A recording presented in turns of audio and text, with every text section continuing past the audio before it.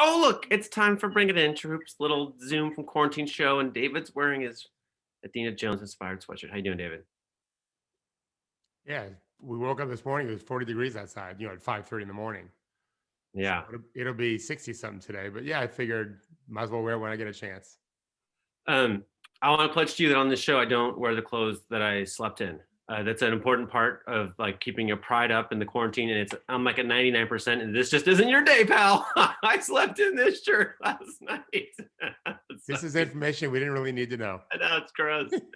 Um, All right, there's a lot to talk about today. Our friend Jovan Buha, working with the Athletic, wrote a really interesting story about why the Clippers had bad chemistry last year. You just read it. What are your thoughts? Oh boy. So I don't know. People have asked me, why did you pick the Lakers in June? It's not like we knew any of this, right? I didn't. And I said to you and wrote an article that just said, I don't think anyone has the time now to manufacture what it's going to take to beat the duo of LeBron and Davis. And I don't know how I just had an inkling that they had an issue, but I will tell you, I didn't know it was this bad. That's for sure. Um, Not even close. I just at this point, no one had COVID or anything. But when you have a team surging, which they were surging before the break, and then you stop it, like it's just hard to start that up, which is why I thought the Lakers would win. And but now that I know what I know, uh, I feel like I did before. Had there not been a pandemic break, I think they were figuring it out. I think the job of showing up every day collectively with a purpose of singular focus, right? Winning games. It lets you beat up the other things, kind of pulverize the other things, and you steamroll through. And they were doing that. The fact that it stopped and had to restart, all of this comes out. And I don't think Tyronn Lue is going to have such an easy job of this. The article talks about what he was tasked to do in Cleveland. And the quote was he had to get Kyrie to take a secondary role to LeBron. Well, yeah. And I think LeBron was very much to do with that too. And LeBron's got OCD issues and all things you've written about, but he isn't a jackass in the way I think Kawhi comes off in this piece. And so I just don't think, and Kevin Love is actually, I think, was happy. Kevin Love was an amazing player. Let's remember this amazing player until he played with those other guys and had to take a very tertiary role, I would say. I don't think Lou has had to deal with what he's about to have to deal with based on this reporting. It's going to be really challenging. But I also think, which is why I have the Clippers as my number one team again as we speak today, I think collectively they are competitive and realize we fucked up. And this kind of opens the wounds up. They know what's going on, and the world knows now. And the world's reacting to stuff they already have known about for months. And so I think that's going to help galvanize them a little bit. They just better hope not to get in a car crash anytime soon, because that's when it all splinter again. But I think they're going to have a very hot start to the season, in part because of things like this out in the open now. It's going to force them to deal with their bugaboos in a good way. So I think Devin's immediate comment is no leaders last year, and I totally agree with that, Devin. But there are tons of people who have the reputation as leaders and who have led, right? Doc Rivers, among the best in the league with as far as reputation goes. Patrick Beverly, Kawhi himself, right, was the star of the championship Raptors, and on and on. There's a little anecdote that caught my attention.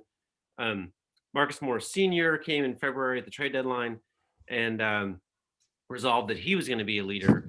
And within like five, and he's like being very vocal and telling what to do. And within 5 minutes, Ivica Zubac is like, why are you telling me what change I'm doing? I've been successful all season. And that this strikes me, David, this whole story is reminder number 7,000 of like your definition of leadership, which is breathing spirit into others, right? So that didn't happen, right? Like you can argue that this person, that Kawhi is entitled to have, I guess we kind of should summarize a little bit the article. Yeah. It opens with a story of Kawhi wants private space to prepare for games, which meant sometimes they were like, there's a whole staff of people spending half an hour closing off like the WNBA locker room, even though people want to use it, so he could go stretch in there because those were the terms, right? he lived in San Diego, was often late for practices, seemed to set the schedule for practices, as did Paul George, and when he would play in games, when he'd come out of games. Then there's a quote.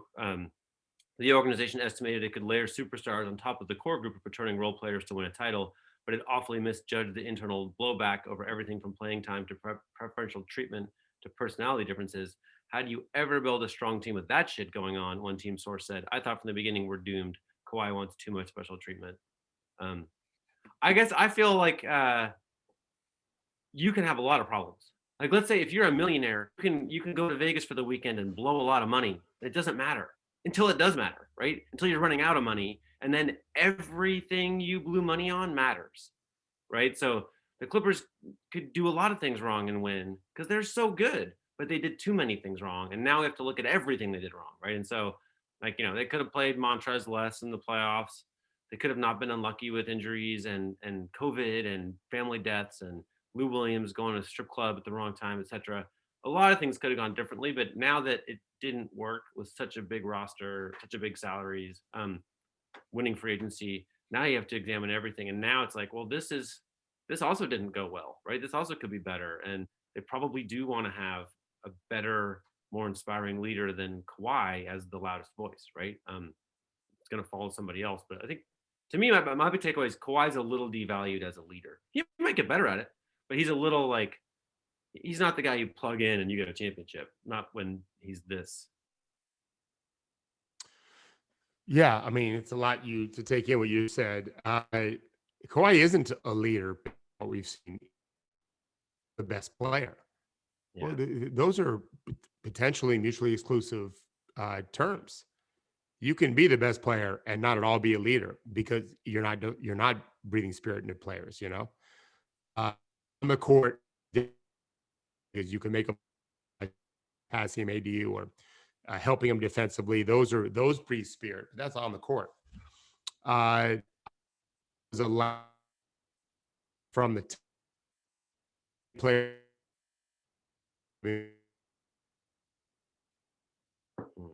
Too much. Quit worrying about it. I mean, that's what you have to say. That's the message. When I've been around a long time. Fuck you. How is that affecting you? Like, really? What does it matter that he gets this or that? Stop thinking about it. That's not your job. That's the executive's job, right? And your job is A, B, C, D, E. And none of those things that player is doing is affecting job A, B, C, D, E for you. And you're not good enough to worry about anything else besides those things. Most people aren't. So that's what Tyronn has to. That's what Coach Lou has to do this year, and Lawrence Frank management, right? I go back to what I said before, though. I still feel like they were going to bulldoze through, steamroll through those issues, and then the pandemic hit, the break. And now, as your brilliant article yesterday delineates, we're going to see another one. It'll look different. I don't think it'll be 5 months. The UK approved Pfizer's vaccine today.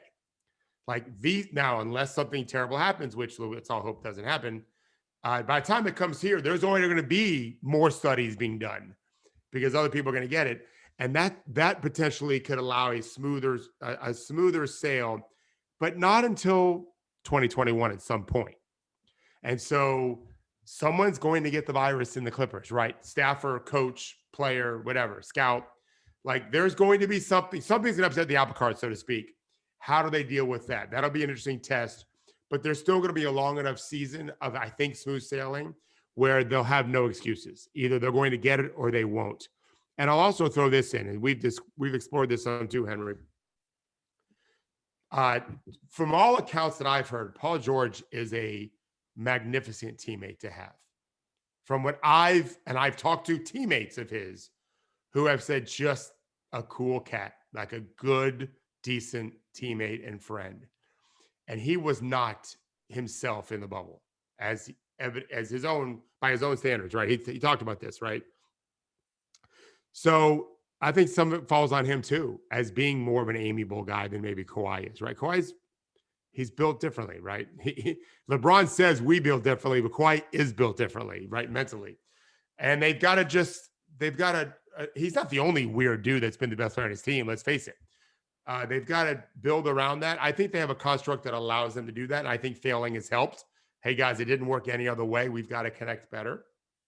But I think there's a larger issue at stake here that I'd like to hear your view on, which is first of all, we know teams aren't expert at dealing with mental health issues, okay?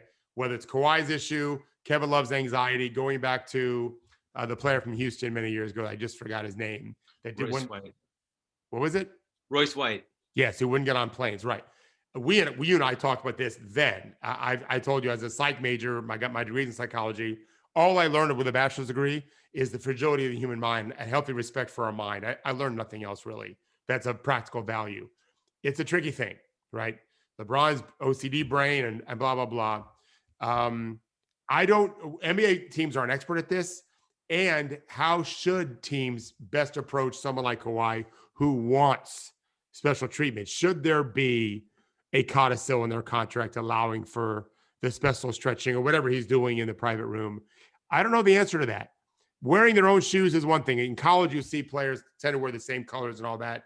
In the NBA, it's every man for himself. Should that also be allowed? Go stretch wherever you want, however you want it. What do you think about that as a team building function? I mean, there's a difference between like a lot of the conversation in response to this Clippers article is basically, Kawhi earned that. Like many stars in many sports have earned many things, right? Fine. But it doesn't mean it works, right? So like sometimes you can give, Kobe lived in Orange County and commuted by helicopter, which they might not have tolerated from a rookie, right? So Kobe's earned that. I don't know that bothered anybody really. Like if he was on time for practice or whatever, then who cares? But the things that Kawhi was doing evidently weren't inspiring people. And this is a weird analogy, but I always think about after 9/11, like George W. Bush earned the world's sympathy and could spend it on any next project he wanted. Like whatever the thing was, everyone was going to be in. Everybody felt terrible for the US. And he used it on this weird, misguided invasion of a country that had nothing to do with 9/11, right? Like, well, it didn't work to bring the world closer together. It didn't work for the US to be leaders inspiring the world, right? It was just spent money, right? I spent it and now it's gone. The goodwill's gone, right? Same with Kawhi. It's like, yeah, he earned it, but spending it was stupid, right? It really hurt the team. So if he wants to win championships, he'd want to earn that and not spend it that way. Like again, you'd want to lead, which means doing things that will make the rest of the roster playing their very hardest, right? And believing in one mission. That's what they have to do, right? So it was a stupid way. He earned a surplus and he spent it on stupid stuff. He spent it on not having to stretch with his teammates. What a fucking stupid waste, right? Like what a stupid trophy, right? Like, yeah, he got it, and it gets you what? He had a delightful few hours alone instead of with his teammates. Like, Yahoo. What you're describing, when Egypt defeated Israel only once, 1973. Oh, you'll see my political reference and raise me one. I like it. Yeah. So Egypt defeated Israel in 73. I think it was 73. And Anwar Sadat referenced in a big speech to the Egyptian people, like things like, "Oh, you people of September," he said in Egyptian, Arabic, whatever, which was when the war took place, right? I think it was Yom Kippur War. And then he struck a peace agreement with Israel that exists to this day. So that's how you turn earned credit into something lasting and meaningful. Is we could never make peace with Israel when we kept losing wars to our most hated of enemies. But when we finally got a war, now we have a peace it's lasted 50 years, almost 50 years, right? By referencing that thing. I think he did it. I think he referenced the war like 5 times or some number in one speech, reminding them, hey, we did this, and now let me make peace. I led you this war of victory, and now we led to peace. Right. So that goes to me. First of all, I don't really know that he earned anything. Kawhi was terrific. But without Kyle Lowry and Van Vliet making so many big shots, they don't win. Forget about the injuries to the Golden State Warriors. The Raptors sort of make plays to win. It wasn't just Kawhi. Fred Van Vliet, to our knowledge, wasn't going back to Toronto, and he just signed a gigantic contract. but he didn't demand private stretching as far as we know, and neither did Lowry, who's being paid as much as Kawhi. And let's face it, the Raptors were fantastic last year. And I know we'll get to them later today without Kawhi. That tells you a little something when the best leaders leave. If they've done a great job, then the core is stable. And I've often referenced, even on the show, I think, when Vince Carter won a state championship as a high school senior at Daytona Beach, Maryland, and then went to North Carolina, and then they won the state tournament again, beating a phenomenal team in the finals. I was at the game. I went to the media room afterwards where kids were talking, and these people were talking about Vince Carter. He had been gone a year. And literally one of them, quote, he was a very good player, said, he taught us how to do this. So they won back-to-back. They've never done it since. They've not been any good since. I think the reason why the Raptors stayed great is because Kyle Lowry was their best leader anyway. So that's why they stayed intact, which is why I like them so much now, to some degree. And so this is what I mean. Coach Lou's got his work cut out for him because curveballs are coming. There's going to be COVID tests. There's going to be delays. There's going to be strange things happening until the waters get smooth again. And Kawhi has to take some ownership. This article can blow everything up or can help them organize and say, okay, we all have our part to play. Like if Kawhi said, I don't need it. Like, I don't know what he's doing in that private time, but I can't believe it's that beneficial. He already gets enough shots and everything else. I don't feel like he needs that too. But if he does, I would say to the team, let him do it, whatever. As long as he passes you the ball when he's supposed to and helps you on defense, whatever, focus on that.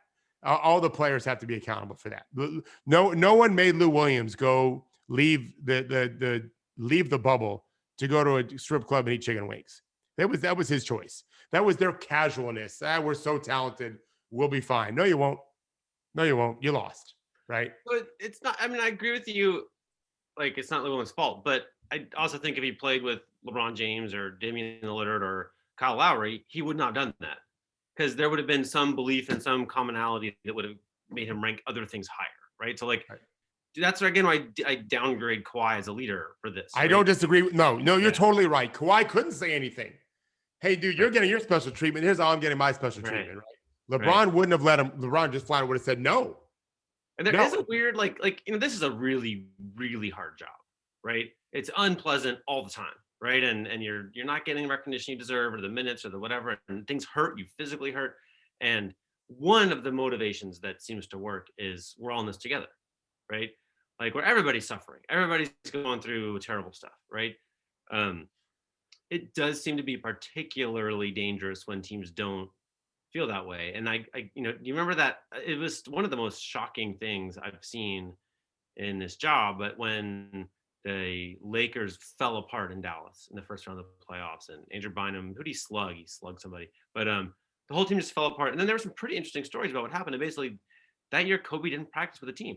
He's completely broken, but he did take all the shots and he didn't practice, right? And like, it doesn't feel like, although I'm sure he was doing 5 a.m. workouts and all stuff, but they didn't feel that he was in it with them, right? They weren't suffering together and growing closer together. And I feel like this being separate with the workouts and separate, like, it does seem like a particularly consistently damaging thing. Yes, and to go a step further, I think that, and just so you know this, I'm writing this week about pretty much the bottom tier, the bottom 3 teams in the league. Is Randy going to be happy with what you're writing? I think so. Okay, good. I mean, I don't know if the Knicks will be. The Bulls, the Knicks, and the Cavaliers. Another forgettable team. Yeah, the Cavaliers are just the swamplands. They're the Donald Trump of the NBA right now. Yeah. And you have to build that common sense of purpose and also stop digging holes and all these things. It'll be in the article. But it's funny you mentioned the Dallas Lakers series because, correct me if I'm wrong, that was the same series that started in game 1 in LA, where Corey Brewer came in and had a Corey Brewer game. And Dallas upset the Lakers in game 1. And Rick Carlisle, when he gave Corey his ring the next year, he was now on a different team, referenced that game. Like, we don't win that series if we don't steal game one. And it was Corey Brewer, who barely played the rest of the playoffs for him. But he felt so part of it, and he was given a chance, and he did his thing, and they were fine with that. They didn't demand that it was the same starters all the time. And so my point to you is, if you're going to win a championship, which is a long way from now for all these teams, it's not just going to be your big two, or your big three. It's got to be the collective, right? There has to be contributions from Van Vliet and Gasol and Lowry and Kevon Looney for the Warriors, and think about all these different things. I don't know that Golden State wins any championship without Sean Livingston, who was, could only score at the rim. He came off the bench, whatever, but it takes that. Well, for those guys to be connected the way you need them connected, it requires leadership at the very top, right? And this is why you said it's so hard. It's hard to do that. There's lots of egos involved. There's lots of me. And the business pays that, by the way. The business pays for you to think about me as opposed to we. When in reality, and this is where we wrote last week about reputations really don't earn you anything. Winning games isn't always what pays you when you put up numbers, but your job is to win games, and you have to allow your ego to drop enough to allow someone else's ego to be lifted, so that they feel as connected, because you never know when you'll need their contributions in a playoff series. One game can make the difference, right? One game. And the Clippers have learned a lot from last year. I think they're going to be much better this year. We'll know in the first 5-6 games if they've kind of got some stuff figured out now. It'll be interesting. Okay, maybe we should talk about the Raptors quickly. You were very high on them. People thought you were freaking out, and then Kevin Pelton released his RPM-based projections, also very high on the Raptors. Do you want to talk about them for a second? Yeah, I actually did ESPN Radio, I think, in Toronto yesterday for a while. I think they were surprised that I was as high on them as I am. And as we've talked about here, and we've written about too, I think the best teams have gotten worse or stayed the same. And so Toronto was a top 4 team last year, unequivocally. Yeah. They lost in game 7 in a pandemic bubble to a very good Boston team. It's not the end of the world. They've got a bunch of young players that I think can still get better. And Siakam can be a better shooter. He needs to be a better shooter. He's not a great shooter now. And it's a problem when you want to be the alpha guy as an isolation scorer, you got to make shots more. He's just okay at that. But I also think the mantle, for his first year, he took like 3 shots a game. And all of a sudden, he's their big money guy. So it's harder everyone knows the path. It's harder to walk the path. And last year, he saw that. I think he'll grow from that. And I think Baines and Chris Boucher especially really interest me.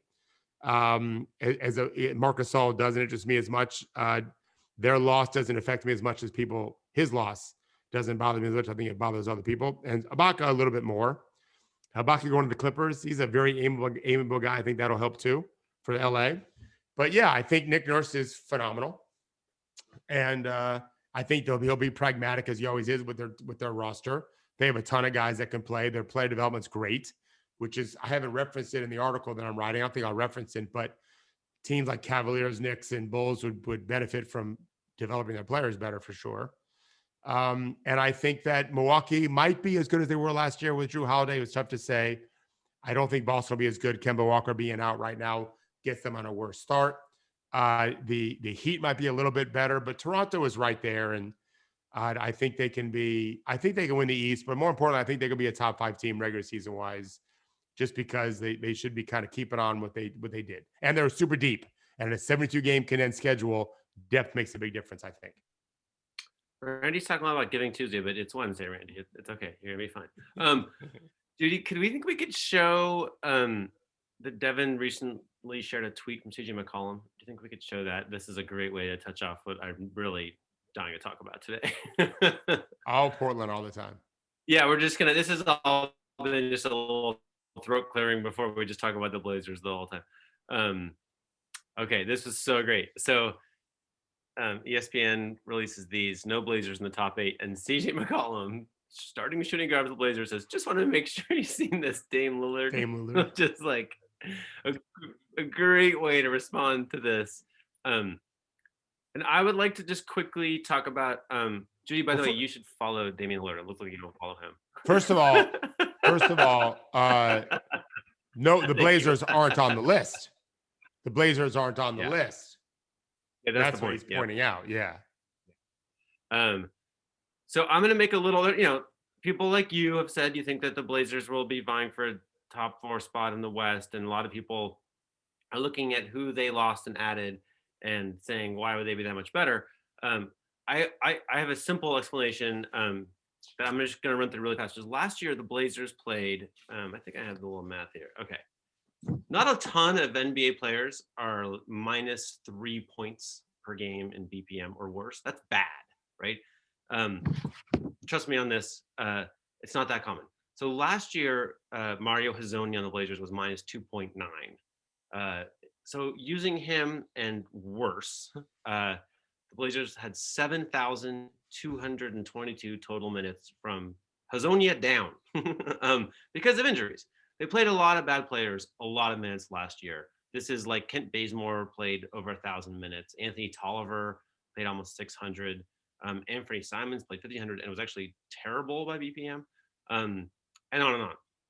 So I think the big difference, the reason the Blazers would be better this year is, maybe you're excited about these particular lineups or matchups or, Derek Jones Jr. or Robert Covington or whatever. But I think the biggest thing is that those 7,222 minutes, a lot of them will now go to Nurkic, who was +2. The whole team only had 4 guys who were plus at all, right? Lillard was way plus 7.5. Hassan Whiteside will be missed, plus 3.2. Nurkic plus 2.0. CJ plus 0.5.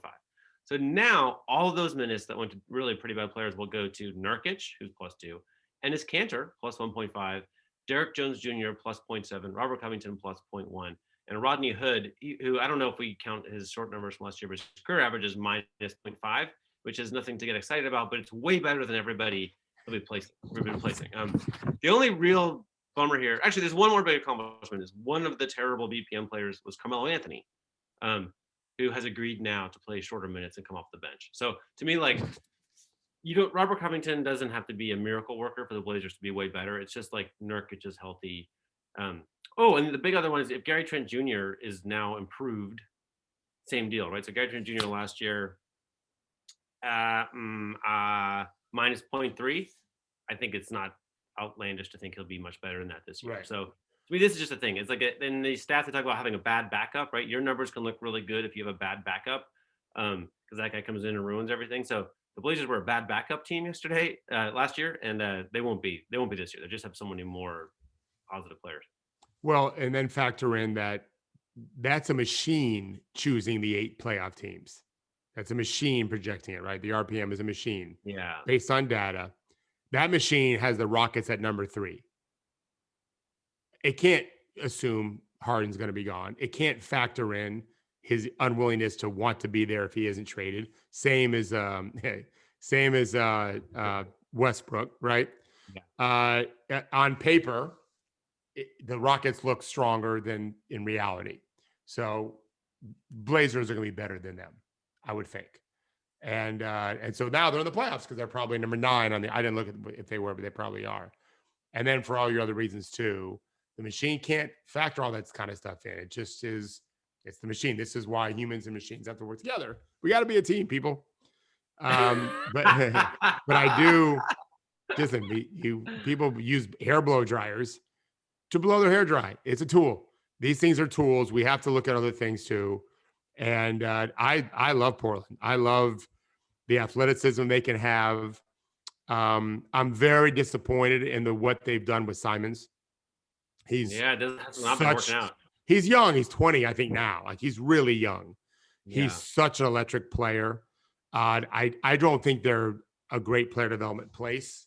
The best player development franchises develop players, not player. It's much harder to develop more than one at the same time.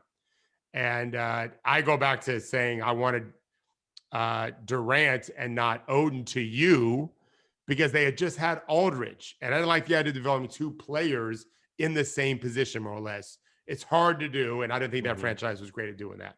I didn't predict the Odin injuries then anyway. And so I'm a little worried that Trent and Simons won't be where they should be. They're talented guys. But Covington and who's the other? The other one they have. Who? Derek Jones Jr.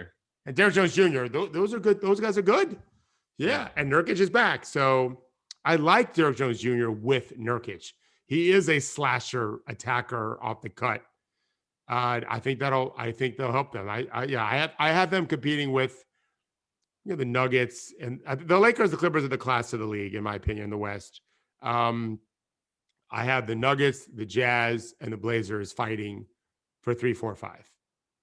I'll take it. That's what I think. Not bad. Yeah, that's what I think anyway. Yeah, I don't know what to make of the player development thing. It seems like they've had a lot, like Nasir Little, Zach Collins, Anthony Simons, lots of kind of high potential young players, not really blossoming, right? Like Boy, if any one of those guys makes a big leap, to go with Damian and CJ, come on, and Nurk, those are game changers. Any one of them, they have a bunch, right? You just need one. Like I said, Kawhi, no Kawhi, without Fred VanVleet, an undrafted player, Raptors ain't winning shit, right? This is the job of franchises. And I saw Terry Stotts talked about Anthony Simons yesterday, and what did he say? And it was interesting. Somebody, I think this is right, that someone said to Damian Lillard, "What about, don't you need a backup point guard?" And he said, "We have a backup point guard. His name is Anthony Simons." And either CJ or Damian said that. Then they asked Terry Stotts about it yesterday during his media day Zoom call, and he was basically like, "CJ's our backup point guard." He's like, when Dame's out, that's like, even if Anthony and CJ are in, it would be CJ who's bringing the ball up, and then he waffled a bit about what Anthony's role will be and where he is, and then he basically was like, "Well, Anthony's there if we need him," which I felt like was a year ago. Neil O'Shea was saying that he's like the finest prospect, sort of natural athlete prospect they'd ever drafted or something like this, and now it's like, "Oh, he's there if we need him." And there was a lot of talk on the call about like how they're going to distribute minutes, and he was basically like, "Well, we haven't had that problem in the past, and we probably won't have it again." But I was like, there was nothing for Anthony Simons to dream on in that press conference. If I was them, I would definitely develop him off the ball. It's easier to play off the ball. To me, you have to have players have some success. Yeah. And he can have success off the ball playing with Dame and CJ. And then eventually become, he's so young. Lou Williams, they're probably going to name the Sixth Man Award after him. Yeah. He bloomed late. He came out of high school. Anthony did too. He bloomed late. I always wonder about this, Henry, and I'm writing about just a little bit in this article I'm doing. The players, you give up on players so fast. You draft them in the first round or whatever, second round. And right when they should be ready to help you, you've given up on them. It happens all the time. And so that's one reason why I think the draft should be gotten rid of anyway. It's so rarely do you see a player reach his prime for the team that drafted him. It just makes no sense to me. Let him have some success off the ball, catch, shoot, attack, transition, keep it simple with the ball in your hands, and then defend, which they need that. He should be a good defender, not a great one, but a good one. And they could use that. And that's where Covington will help. And I think Derek Jones will help. And Nurk helps. Carmelo helped last year. I don't think we'll see that again. I don't know. Yeah, defensively anyway. Yeah. But you and I had a good conversation about Carmelo yesterday. If he breathes spirit into CJ and Dame, okay, he's worth it then. Yeah. Just like Udonis is still on the Heat. Like what? Why is he's year 18 or 17? But I know why. It's because if you watch the bubble games, like he took some timeouts. He took some timeouts away from Spo, yelling at his guys. That's worth something to them. It's worth $2.5, $3 million, whatever it is, right? And so if Carmelo can do that and be a great pro and a good locker room guy. There's value to that. There was like when the first like, oh, the Heat are special for keeping Udonis around. That first article was like 10 years ago. like you know what I mean? Like I'm sure we can find one. I want to go when they retire his jersey. I want to go to that game, but it can't happen while he's still playing. He has to wear the jersey. Yeah, he does it very differently than Melo does. Udonis is so authentic in a tough kind of way. I think Melo is just a great dude. People just, I mean, I know from talking to his teammates, they just fucking love him. They love him in a different way.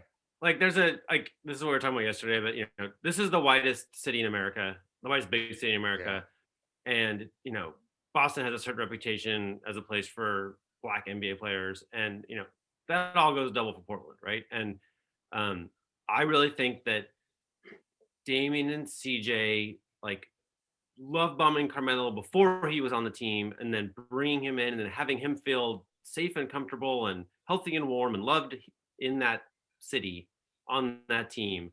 Carmelo, who's been the wisest voice at the dinner table for 100 NBA players over the last 15 years, right? Like, that's a big signal to the league that this is a safe place to be a young Black man, right? And a place where you can feel love with a fan base, that all that stuff, right? It's not a small thing.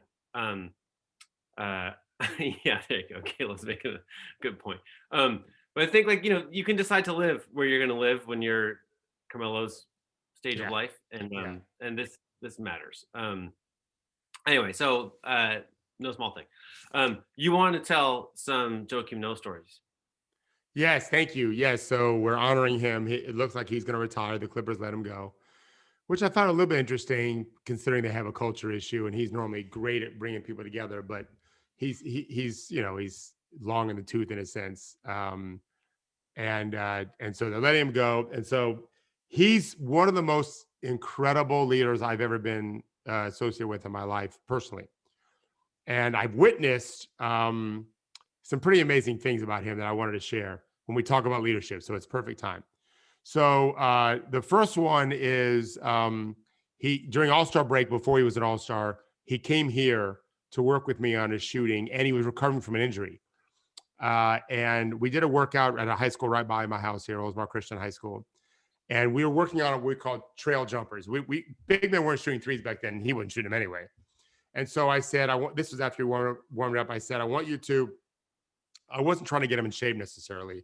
I said, I want you to run back near the free throw, the timeline, and then come back, and one of the managers, one of the assistants I had, would throw you a pass and you'll shoot the 18-foot or whatever. And that's what I told him to do. Run around half court is what I said. He always ran game speed to the opposite free throw line and then ran even faster into his shot for 18 feet over and over and over. And I had some friends of mine, including my brother Rick, who are Gator fans. I invited him to come watch him. And he didn't miss a shot.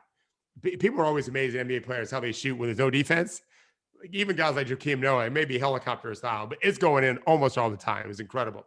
So he just brought that energy all the time, right? This was during All-Star break, right? Most guys are relaxing. He wasn't relaxing.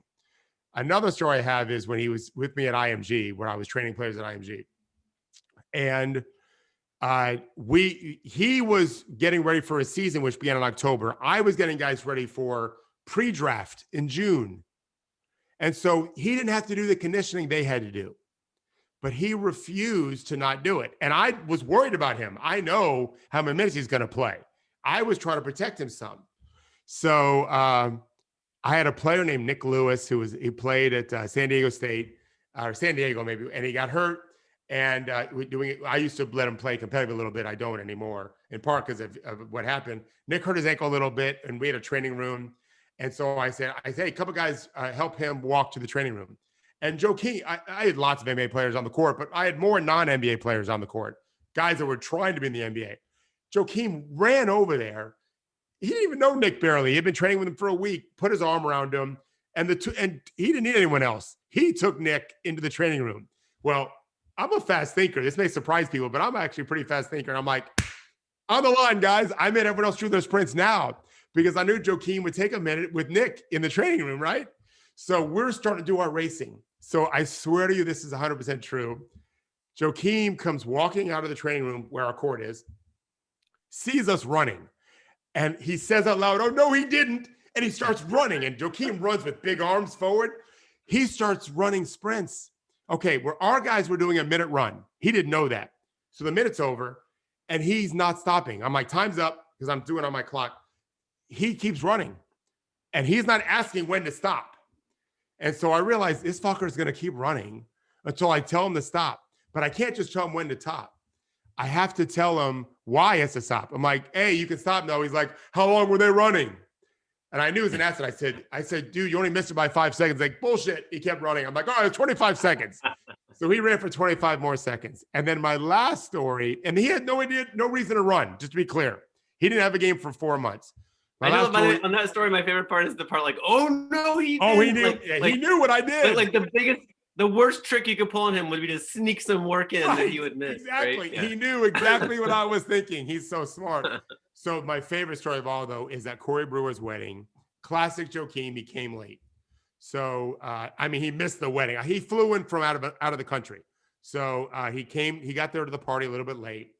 And he says hello to everyone. He's a very sweet, gregarious guy. But my favorite thing is I'm sitting with some NBA players, our wives. And man, Joakim is the life of any party he shows up at, right? He spends so much time with all of his mom and his aunts who used to come to games. And when I say spends time with them, I mean, he sits down with them, looks them in the eye, and has real conversations with them. And then he does the same thing with all the Gator coaches all of them. Anthony Grant from Dayton, Billy Donovan, and their wives. And he sat down with the wives and talked to them too. And I don't know what he was talking about, but mostly he was listening. Eye to eye, looked them right in the eye. And I was with my wife, and I said, that's why he's Joakim Noah. That's why every Gator I ever helped, which is including some really good players, some lottery picks, as well as just some average players, they all said he's the best teammate I ever played with in my life. Every one of them said the same thing. Best teammate I ever played with in my life. That's why. Like, there's something about him, that's just really special. The league's going to miss him. I have a little Joakim Noah story, it's way stupider than yours. But at All-Star Weekend, they have all these shoe events, right? And in New Orleans, Adidas rented this like beautiful, some little old hotel with a courtyard and has these little warrens of rooms. Absolutely, it's all stone. It's really beautiful. But so that was all rented out by Adidas. They're doing weird video things or whatever. And Joakim Noah had been playing in Lecoq Sportif shoes for the first how many years in the league? Because his dad was a French tennis player. Yeah. So he had these terribly uncomfortable shoes, is the story. That was the word on the street. And so then he switches to Adidas. He's an all-star. He's been in the league for a long time. And so they set up these interviews, and I'm one of the stops in the circuit. And so Joakim Noah basically like, well, what's the deal with the shoes? Like, are they better? And he's just like, it's like sex on your feet. It's just like, it's just a funny line. And for some reason, it's caught on in our family. And now, like, someone gets a nice new pair of shoes around, and we all say it's like sex on your feet. It reminds me, and I wasn't going to tell the story, and I can't tell all of it because it's too off color, but it reminds me of we were training one summer down in Bradenton, and the weekend before he had gone to Miami. And because he's Joakim Noah, he is a rock star. Right. His dad was a rock star, might still be a rock star after he finished playing tennis, right? Joakim knows how to be the rock star. He was a rock star in Gainesville. And he was on, I think it was even Twitter back then, maybe 2008, pictures of like a nude supermodel or a model, like with him at the beach. And like so frolicking in the waves. Yeah. In the waves. Correct. Exactly right. Yeah. So all my guys I'm training 15 at a time back then. They're all playing on different teams, including some overseas. And so I didn't do the 1, 2, 3 hard work kind of thing. I didn't do the bring it in because they're all their own business in a sense, right? Except when Joakim was there, he did it every day. He always brought guys in. He just has to do it. And I can't say 1, 2, 3 what he said. I won't say it. But I will say after he did it, I went up to him. And it was Friday. And I gave the guys Friday afternoon off. They want to go out of town for the weekend. I said, Joakim, do me a favor. Can we stay out of the surf with the nude girls? I'm completely kidding, but not totally kidding. Like, can we just not have that be your brand? And he looked at me with the sweetest face. And I know in his mind he was thinking, dear man, I'm Joakim Noah. I'm 25 years old. I have millions of dollars. Yeah, I'm going to go swimming with naked, beautiful women at the beach.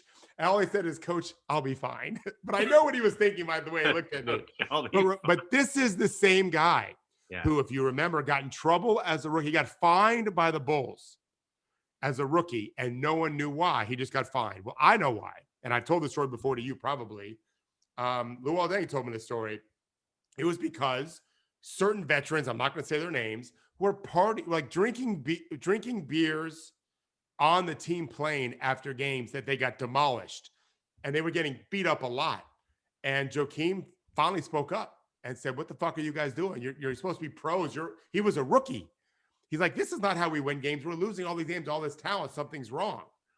And Lou said he was the captain of the team, but the team voted to fine him.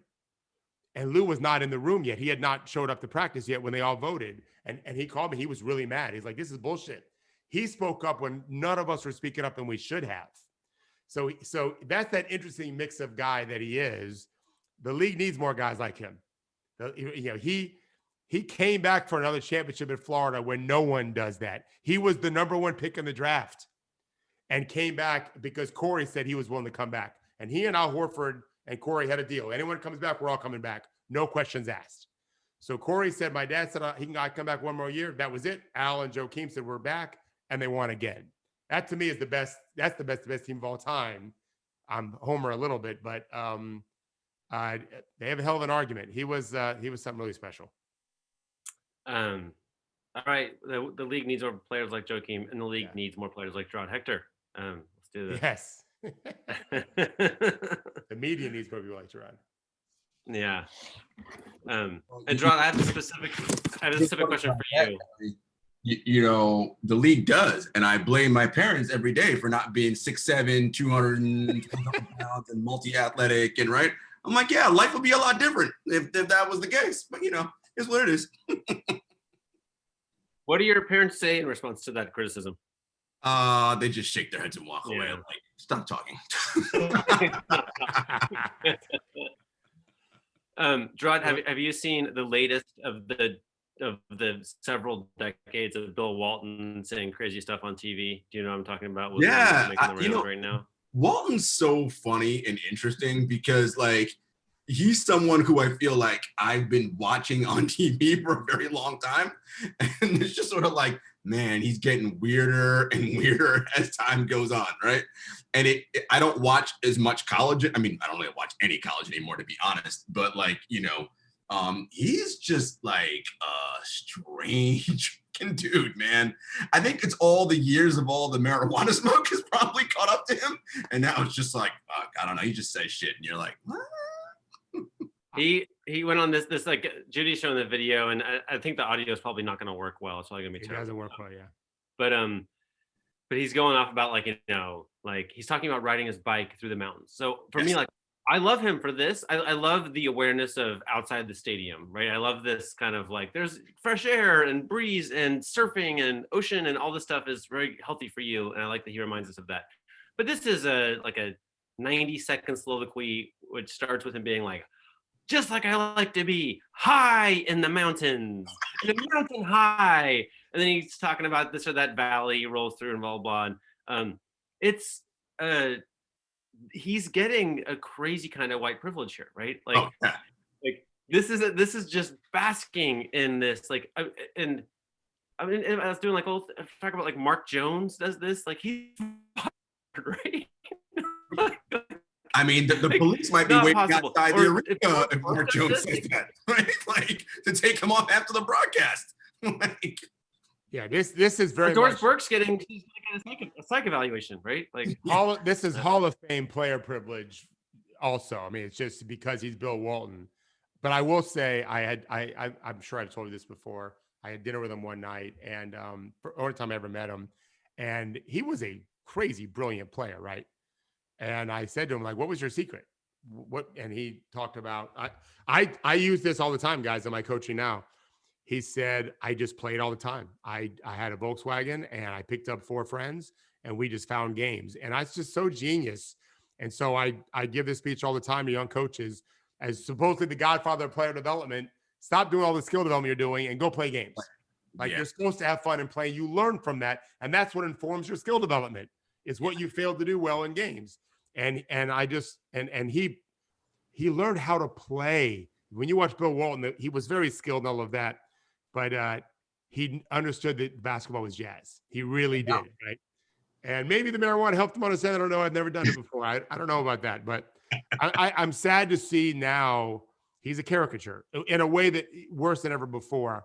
I didn't know why he was trending on Twitter, and then I learned, and I just learned today. It made me sad. There are periods in history where I think about, I would like to spend time with this person during these moments. And his time at UCLA, I would like to ride bikes behind him and just go wherever he's going around those UCLA days and just be like, all right, what's happening here? Right? Like, and just soak up all of that, like whatever it is he's doing. Henry and I used to be able to hang out with Dr. Jack Ramsey. His son was an editor at ESPN, and we used to do an annual meeting up in Bristol and have a really nice dinner afterwards at Max's Oyster Bar, I think it was. And Jack came. And one year, I sat next to Jack the whole night. So I'm just a coach at that point, talking to a coach, talking to him about Bill Walton. And it was amazing to hear what he had to say about him. He was really a truly uniquely talented player. One of the real unicorns. Because we just didn't see big men have that feel for the game that he had. And like I said, it's just sad to see it now. Is Gus Jack's son? No, Chris no. Ramsey. Oh. Did I say Jackson? Yeah. Yeah, Chris Ramsey, Dr. Jack Ramsey. Yeah. Chris was an answer for us. Here's my little Bill Walton story that he told me, and I think he told other people this too, but he was a rookie. Let's make sure. Is this right? Was he? No, so Bill's in his second or third year. So it's like September 76, and Maurice Lucas comes to the Blazers, and they go to dinner, 3 or 4 players at Jake's, which I think is still a fish restaurant in Portland. And Maurice says and the Blazers have been terrible. They had been like one of the worst teams in the league, if not the worst. And only 5-6 years as a franchise existing in the NBA. And Maurice says to Bill, "We're going to win the championship." And Bill's like, "Okay, cool, great, that'll be great. I look forward to that." And then Maurice is like, "No, we're going to championship, and we're going to win it this year." And Bill was like, "What the fuck is this guy talking about?" Right? It just doesn't make any sense. But Maurice is like a giant, strong man who has fist fights all the time. And so I was like, "What'd you say?" He's like, "I just said whatever you say to everything Maurice says." He just be like, "All right, chief, like whatever you say," right? And then they did. They won the championship. And if you listen to all the crazy of Bill Walton, and a lot of it strikes me as really crazy. But he always just puts Maurice Lucas on this crazy. Oh pedestal, yeah. right? He named his son after him, didn't he? What's that? Didn't he name Luke after him? Yeah. And I always felt like that was something happened. We opened the show talking about the Clippers leadership and the voices in the locker room and who was like Bill Walton was the best player on that team, and he just shoved Maurice Lucas into the central voice, right? Like it would be the equivalent of Kawhi showing up and being like, "Pat Bev is the goddamn man, and we're just gonna do." That's what I was thinking. Right? Like that would have probably worked, right? And that's I don't know. That's the one thing about Bill Walton's not crazy at all to me. That was really. Or Paul George, the way LeBron pushed AD last year, which we wrote about a year ago, and predicting he'd win the MVP of the league. It'd be nice if Kawhi did that for Paul George. So Henry, back to what you guys opened the show with. So I mean, every star player, right, earns that money, but they spend it differently, right? So because we know LeBron spends his, all right, he gets tons of special treatment. But the whole pushing AD forward, that's what allows him to spend it the way he wants it, right? Is that what you're saying? Yeah, I mean, he's attracted enough incredible players. I mean, AD and Clutch moved heaven and earth to get to LeBron, right? And Lonzo Ball and Josh Hart and Brandon Ingram. Right. But I guess LeBron's inspiring enough that a player of AD's quality will fight his way into that inner circle, right? I don't know what history will say about Kawhi at the end of his run. Yeah. You know, maybe he's not. Maybe I don't know. To me, this comes down to like if you're the Clippers brass is a really really good player, Yeah. who's not a good leader worth all the stuff they gave up to. Make that I think for the Clippers this year, and I haven't read Johan's piece yet, but he talked about it on the Daily Pod this morning, and I believe this just from what I saw the year before in Toronto. Having Serge is going to be helpful for them because Serge is that kind of gregarious, like let's connect people and do that whole. A coach talks about breathing spirit because that stuff matters, and Serge is that like, all right, let's get this thing together and figure out who's doing what, and you need a guy like that, right? Your best player can be Kawhi and like, I'm a robot, monotone, I don't talk, but you need somebody else to be like, all right, this is how we rally the 7, 8, 9, 10 guy, because you need those guys to hit big shots and feel as though they matter. I'm a little, I don't want to be this. I'm a little skeptical though. I mean, Pat Bev's that guy, Marcus Morris that guy, Joakim Noah was that guy. They had a lot of like, and I'll tell you this, I don't know if you remember this, David, but Serge got his big deal in Oklahoma City when they had a lot of good players on that team. And there was a period where they were like, you can't even talk to him. He like, I do remember. Right? Like yeah. he can go both ways. But he was a little bit in his ivory tower there for a while. But there's something else though. When you say Pat Bev and Marcus Morris, they're a little different. Udonis is every bit as tough as Pat Bev, and Marcus kind of pretends to be. Maybe is. I don't really know his story as well. But there is a unselfishness about Udonis and a love that he brings. It's very natural for him. Pat Bev wasn't a great leader this summer, right? That's tone deaf. If you're just Mr. Bully guy, that's too tone deaf. That's not going to work. There's going to be more nuance required for them to find it. And Kawhi could be that guy. Paul George could be that guy. Serge is going to lighten the mood. And I think Coach Lou, I think he really grew as a coach. I think he can be an answer. It's just different voice than Doc, but it's definitely going to be a challenge. I agree with Henry. It's going to be hard. I think hanging out in Orlando humbled Serge a little bit. got him knocked back down to earth, being like, "Listen, buddy, you could be down in the doldrums of the NBA again real quick. So let's not get too excited." So when he got to Toronto, I think he was like, "Oh my God, back to like what did you get?" I think that's a great point. Those rough edges. It's a great point. We're almost out of time, but last thing is Tommy Shepard was saying a while ago that John Wall looked really good in the gym. And then maybe we said it yesterday too. Right. So this is my point. So maybe we start to believe it. Love Tommy, but he needs everyone to love John Wall really bad. Right? But Kevin Durant said he looked amazing. What do you think we're going to see from John Wall? If he learned to shoot during those 2 years, he'll be fine. If not, well. Yeah. Just if he is anywhere close to where he was, he and Beal are a hell of a backcourt, and they become an interesting playoff contender at that point, because when you have a backcourt that good, and Beal was a terrible defensive player last year just because he didn't care. He's not a bad defensive player at all. He's a good one. It's interesting, but yeah, I still see there's gonna be some movement there. Okay, let them play well and make their trades. All right, guys, be safe. Go all Florida right, State tonight. Game 1 tonight, Florida State. Oh, game 1. Let's go, Knowles. Good luck, Max.